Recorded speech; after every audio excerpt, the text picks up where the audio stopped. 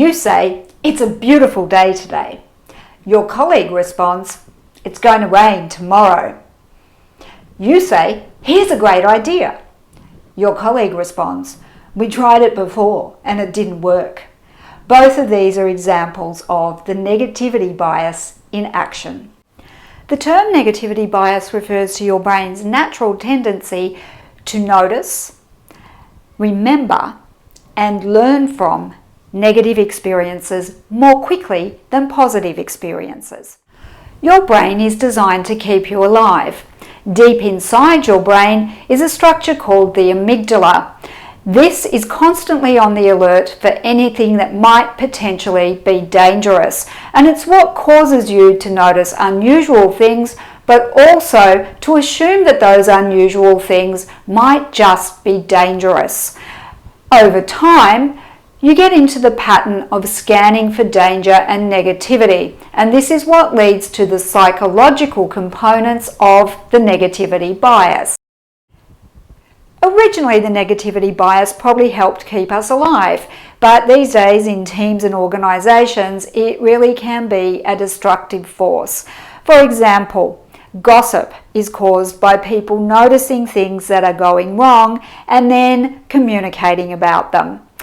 The habit of shooting ideas down in meetings happens because people notice flaws and then draw attention to them.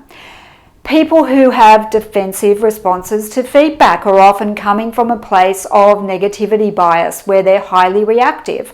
But likewise, poor leaders actually get into the habit of delivering criticism instead of feedback because they only notice what people are doing wrong instead of where things are going right.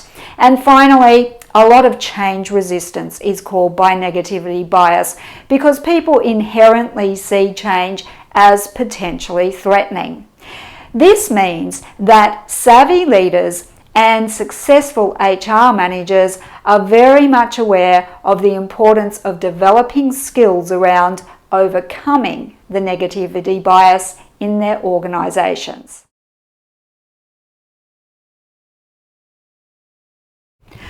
The first skill involves listening for assumptions. When you hear people use negative language or assume that things are going to go wrong, it's important to pick up on this so that you can move on to challenging. As you challenge, you'll start to find that questions become your best friend. It's really important to ask questions that are about what evidence people are using to reach their conclusions. These are typically called Socratic questions. And then finally, there are skills involved around leading the conversation to a more productive place. And a second set of questions becomes useful here, solution-focused questions. These redirect attention in constructive ways. There are three main techniques that I teach to facilitators and leaders who want to learn how to put these skills into action. The first technique is called listening for presuppositions. This technique combines active listening with models of linguistics from neuro-linguistic programming. The second technique is called the ABC model. Originally, it comes from the work of Albert Ellis, and it's used to help people to detect where they're distorting their version of reality. And then finally, my favorite is solution-focused questioning. These techniques originally come from the work of Milton Erickson, who was a hypnotherapist who radically transformed therapy by suggesting that the type of questions that we ask can either focus people on overcomplicating things or on finding solutions quickly.